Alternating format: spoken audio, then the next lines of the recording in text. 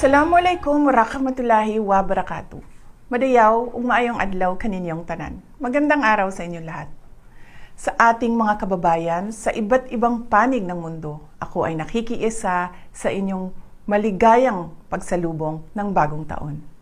Ang taong 2024 ay sumubok sa ating katatagan at humulma sa atin bilang isang sambayanang naninindigan para sa katarungan at kaunlaran. Ngayong 2025, sama-sama nating harapin ang iba't ibang hamon na magpapatibay sa atin bilang isang bansang patuloy na nananalig sa Diyos at nagtutulungan para sa ikauunlad at ikabubuti ng ating pamilya. Sa ating pagsalubong sa bagong taon, ako ay nagpapasalamat sa inyong walang sawang pagmamahal